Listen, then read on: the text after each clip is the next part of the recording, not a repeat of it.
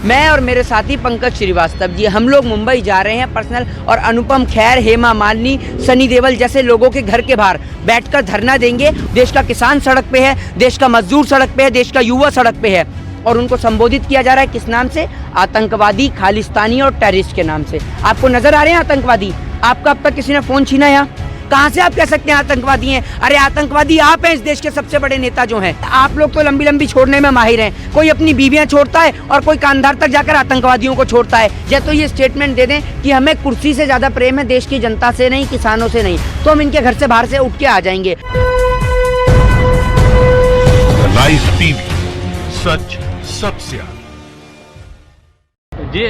जिस तरीके से बॉलीवुड के जो कलाकार हैं हर चीज़ें बोलते हैं, अक्षय कुमार हैं और अनुपम खेर हैं, अभी आंदोलन, किसान आंदोलन में कोई जवाब नहीं आया, क्या कहेंगे? देखिए, किसान आंदोलन को लेकर उन लोगों का कोई जवाब नहीं आया। अनुपम खेर जो फिल्म बनाते हैं the accidental prime minister, Hema Malini जो गेहूं काटने के लिए आती हैं, और सनी देओल जो किसानों के नाम पर वोट लेकर एमपी बनते हैं, जीतते हैं। आज वो लोग लापता हैं, गुमशुदा की तलाश में। थाने के अंदर उनकी रिपोर्ट लिखवाई जा रही है लेकिन वो मिल नहीं रहे हैं। इसी कारण से मैं और मेरे साथी पंकज श्रीवास्तव जी हम लोग मुंबई जा रहे हैं पर्सनल और अनुपम खेर, हेमा मालिनी, सनी देओल जैसे लोगों के घर के बाहर बैठकर धरना देंगे और उनसे पूछेंगे कि आप वही लोग हैं जो किसानों के नाम पर वोट लेते हैं, किसानों के वोट से आप एमपी बनते हैं, एमएलए बनते हैं, और जब किसान को आपके साथ की सबसे ज़्यादा ज़रूरत होती है तब आप लोग लापता हो जाते हैं, गुमशुदा हो जाते हैं। देश का किसान सड़क पे है, देश का मजदूर सड़क पे है, देश का युवा सड़क पे है और उनको संबोधित किया जा रहा है किस नाम से? आतंकवादी, खालिस्तानी और टेररिस्ट के नाम से।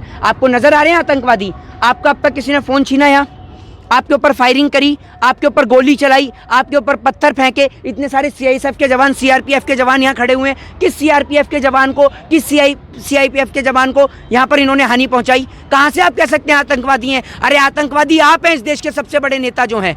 अपने बच्चों को सरहद की हिफाजत करने के लिए भेजिए, तब आपको पता चलेगा। आप लोगों का कोई योगदान नहीं है इस देश की आज़ादी में। अगर योगदान होता ना तब आपको समझ में आती कि मातृभूमि को कैसे आज़ाद कराया गया है, जिसे आप दोबारा गुलाम बनाने में लगे हुए हैं। वो बंधुआ मजदूरी से तो आज़ादी दिला रहे हैं, अमीर बनाएंगे, दुगना आय करेंगे, चौगुना। अगर आपको इतना ही शौक है बंधुआ मजदूरी से आज़ादी का और आप कह रहे हैं इतना ही फायदा होगा, तो देश के नेता जो हैं वो एमपी एमएलए की कुर्सी छोड़कर खेती में क्यों नहीं लग जाते? जब इतना फायदा नजर आ रहा है तो कुर्सी छोड़िए ना। एमपी और एमएलए बनने में क्या धरा है? वो तो कोई भी बन जाएगा। और वैसे भी आप लोग तो लंबी लंबी छोड़ने में माहिर हैं। कोई अपनी बीवियां छोड़ता है और कोई कांधार तक जाकर आतंकवादियों को छोड़ता है। एक और देश के सरहद पे जवान देश की हिफाजत करते हैं और भारत देश के प्रधानमंत्री जो हमारे देश के सैनिकों को गोली मारता है उसी के देश में जाकर बिरयानी खाते हैं और कभी झूला झूलते हैं। आप ऐसे देश के प्रधानमंत्री की बात पे यकीन करेंगे क्या? चलिए आप मुझे बताइए और सोच के बताइएगा, ऐसी कौन सी चीज़ है जो मोदी जी के राज में सस्ती हुई है? बताइए, आराम से सोच के बता दीजिए मुझे। बता सकते हैं? क्योंकि अगर कोई चीज़ होगी तभी तो सस्ती हुई होगी। कोई चीज़ सस्ती नहीं हुई सिवाय महंगी होने की और प्राइवेटाइजेशन होने से। विकास होगा तो महंगाई तो आएगी। अरे भैया, आपके विकास विकास विकास सुनते मोहल्ले में इतने सारे विकास पैदा हो गए लेकिन आपका विकास नजर नहीं आया। आपका विकास कहाँ है? कहाँ है वो विकास?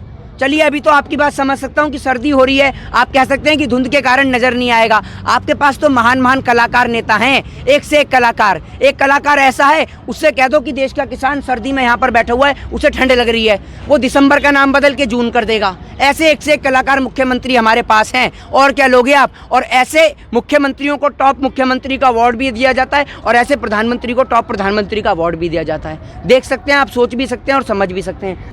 हाईजैक कर लिया गया, सुधीर चौधरी कह रहे हैं कि आंदोलन को। हाईजैक तो सुधीर चौधरी खुद हुए पड़े हैं।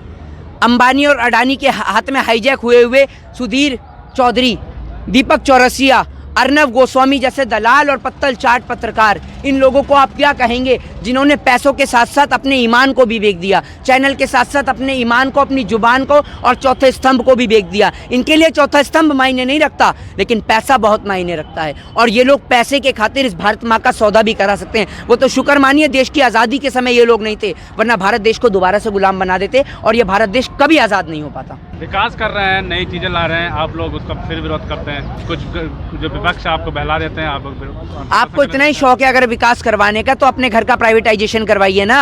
अपने घर को दे दीजिए किराए पर और आप उसी में रहिए ना। आप एग्रीमेंट कराते हैं अपने घर का? मैं करने को तैयार हूँ आपके घर का एग्रीमेंट। कराएंगे आप एग्रीमेंट अपने घर का? कराएंगे हाँ या ना बताइए मुझे। अगर आप कराने को तैयार है तो किसान अपने खेत का एग्रीमेंट कराने को तैयार है। एक एक्ट आपने पढ़ा होगा आज से कई साल पहले, गिरमिटिया एक्ट। सेम वही प्रोसीजर है ये। देश के किसान को बंधुआ मजदूर बनाने का प्रयास किया जा रहा है उसी के खेत में। आप क्या समझ रहे हैं देश के किसान को आप बंधुआ मजदूर बना देंगे? एक बात मुझे बताइए, आपके घर के सामने एक गवर्नमेंट पार्क है, ठीक है, वो सरकारी पार्क में आप भी जा सकते हैं, मैं भी जा सकता हूं। अब एक बात बताइए, अगर उस सरकारी पार्क को कोई व्यक्ति विशेष खरीद ले तो आप उस पार्क में मुझे या आपको या मुझे जाने देगा? नहीं जाने देगा ना, क्योंकि वो प्राइवेट हो चुका है। क्या ऐसे समाधान निकलेगा? आएंगे वहाँ पे बोलने के लिए? क्यों नहीं आएंगे आप ये बताइए मुझे, क्यों नहीं आएंगे? हम उनके घर के बाहर बैठेंगे, धरना प्रदर्शन करेंगे, प्रोटेस्ट करेंगे, और वो क्या, वो 101% आएंगे। अभी हम महाराष्ट्र गए थे, उससे पहले अन्ना हजारे को जगाने के लिए, अन्ना हजारे से भी हमने मुलाकात करी। अब इसके बाद हेमा मालिनी, अनुपम खेर और सनी देओल, अमिताभ बच्चन जैसे लोग जो 24 घंटे टेलीविज़न के अंदर मूवियाँ बनाते हैं किसानों के ऊपर, बहुत सारे सॉन्ग्स बनाते हैं किसानों के ऊपर, और जब बात आती है किसानों के नाम पे पैसा कमाने की, वोट कमाने की, तब ये लोग बिल्कुल पीछे नहीं हटते। और जब आज किसान जो वो खतरे में है, किसान को प्राइवेटाइजेशन किया जा रहा है, उसका निजीकरण किया जा रहा है, तो ये इन तीनों काले कानून को लेकर आगे क्यों नहीं आते? क्या इनको कुर्सी से ज़्यादा प्रेम है देश की जनता से ज़्यादा? अगर या तो ये स्टेटमेंट दे दें कि हमें कुर्सी से ज़्यादा प्रेम है देश की जनता से नहीं, किसानों से नहीं, तो हम इनके घर से बाहर से उठ के आ जाएंगे। अन्यथा अगर ये देश के किसान से प्रेम करते हैं और उसके नाम पर वोट लेना जानते हैं, एमएलए और एमपी बनना जानते हैं, तो किसानों के साथ आने में इनको डर किस बात का? तो क्या वहाँ पे आप भी आंदोलन में बैठ जाए? कितने दिन तक बैठने का? देखिए, जब तक हमारी उनसे मुलाकात नहीं होगी, बात नहीं होगी, या फिर वो कोई स्टेटमेंट नहीं देंगे देश के किसान को लेकर, हम लोग वहाँ पर बैठे रहेंगे। अच्छा, क्या लगता है सरकार अब फिर 4 तारीख को बातचीत होगी, सरकार सुनेगी या फिर ऐसी बातचीत चलती रहेगी? देखिए, देश की सरकार जो है इस मुद्दे को बार बार टालने का प्रयास कर रही है। एक बात मुझे बताइए आप, इस देश की सरकार वो सरकार है, यही सेम कानून 1950 से 1960 के दशक में अमेरिका और यूरोप के कई देशों में लागू किया गया था। आज तकरीबन 70 साल हो गए हैं, आप वहाँ के किसानों की हालत देख लो, बद से बदतर होती जा रही है। सन 2006 के अंदर यही एक्ट, सेम एक्ट बिहार के अंदर लागू किया गया। आप बिहार के किसानों को देख लो, बिहार के किसान आज भी अपनी फसल को बेचने के लिए पंजाब और दिल्ली पे डिपेंड हैं। तो आप एक बात बताइए, ऐसी चीज़ जो विदेश में बैन कर दी जाती है, आप उसे भारत देश में चालू कर देते हैं। ईवीएम बैन हुआ, आपने भारत देश में चालू किया। सीएनजी बैन हुई, भारत देश में चालू की। तो ऐसी चीज़ जो विदेशों में बैन कर दी जाती है, आप भारत देश में क्यों चालू करते हैं? क्या भारत देश के नागरिकों की, भारत देश के लोगों की जान की कोई कीमत नहीं है जो आप उसको हमारे देश में लागू कर देते हैं? विकास करना चाह रहे हैं ना, वो विकास करना चाह रहे हैं आप लोग, विकास ये कैसे विकास होगा ये बताइए मुझे, कैसे होगा विकास? ऐसे विकास होगा कि बुलेट ट्रेन का सपना दिखाकर भारतीय रेल बेच दो, या ऐसे विकास होगा कि आपने एयर इंडिया, बीएसएनएल बेच दिया, प्राइवेट हॉस्पिटल बनाकर आपने सरकारी अस्पतालों का बुरा हाल कर दिया? ऐसे विकास करेंगे क्या आप? या ताली और थाली बजवाकर भारत देश को विश्वगुरु बनाएंगे?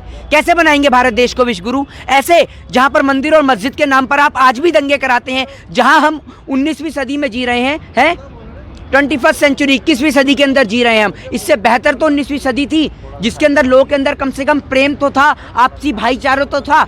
आपने आज चंद वोटों के खातिर और अपनी राजनीति के खातिर भाई को भाई से लड़ा दिया। मंदिर और मस्जिद के नाम पर देश के अंदर जो जाति के, धर्म के दंगे करवाते हैं ना आप, आंतरिक दंगे करवाते हैं, ये राजनीति करने वाली सिर्फ भारतीय जनता पार्टी है, इसके अलावा और कोई नहीं है। आज देश का किसान सड़क पे है, उससे पहले देश का युवा सड़क पे था, उससे पहले देश के मजदूर सड़क पे थे। नई शिक्षा नीति लागू कर दी जा रही है। क्या आपको लगता नहीं है कि एक तरीके से देश के अंदर हर एक चीज़ का प्राइवेटाइजेशन किया जा रहा है? सारा का सारा कुछ जो है वो बिजनेसमैन के हाथ में, बड़े बड़े उद्योगपतियों के हाथ में थमा दिया जा रहा है। वो तो कहते हैं मुट्ठी भर किसान है, हमारे साथ जो बड़े किसान है वो तो हमारा समर्थन कर रहे हैं। अरे मुट्ठी भर किसान नहीं, मुट्ठी भर दलाल पत्रकार हैं, जिन्हें दलाली की आदत हो गई है और सरकार की गुलामी करने की आदत हो गई है। आप आकर देखिए, देखता हूँ आपकी भी मुट्ठी कितनी बड़ी है। आते क्यों नहीं है आप? आइए ना ग्राउंड रिपोर्ट करने के लिए। ये नहीं दिखा रहे कि आप जैसे पत्तल चाट पत्रकारों को, आप जैसे दलाल पत्रकारों को यहाँ पर रिपोर्टिंग भी नहीं करने दी जा रही। ये नहीं दिखा रहे होंगे आप। वो इसलिए नहीं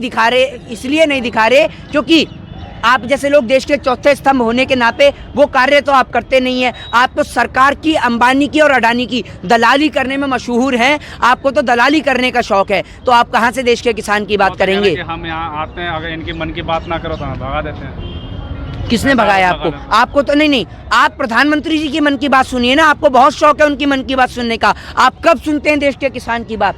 अगर देश के किसान की आपने बात सुनी होती ना, तो आज देश का किसान रेल की पटरी से उठकर दिल्ली तक नहीं आया होता, वहीं की वहीं बात खत्म हो जाती। लेकिन जब आप 6 महीने एक सुशांत सिंह राजपूत को कवरेज दे सकते हैं, तो इतने सारे किसान मर गए, उनके लिए क्यों कवरेज नहीं देते आप? वो इसलिए नहीं देते क्योंकि आपको न जाने सरकार ने आपका ईमान कितने पैसों में खरीदा है और आपने न जाने कितने पैसों में अपने ईमान का सौदा करा है, जो आपका खून इस देश के किसानों के लिए नहीं खोलता, लेकिन आपका खून बहुत जल्दी खोल जाता है मंदिर और मस्जिद के नाम पर। अगर ऐसा खून है आपका तो वो खून नहीं, इसमें पानी भरा पड़ा है, और उस पानी को जाकर आप अपनी दलाली में निकालिए, यहाँ मत निकालिए आकर। लाइव टीवी, सच सबसे आगे।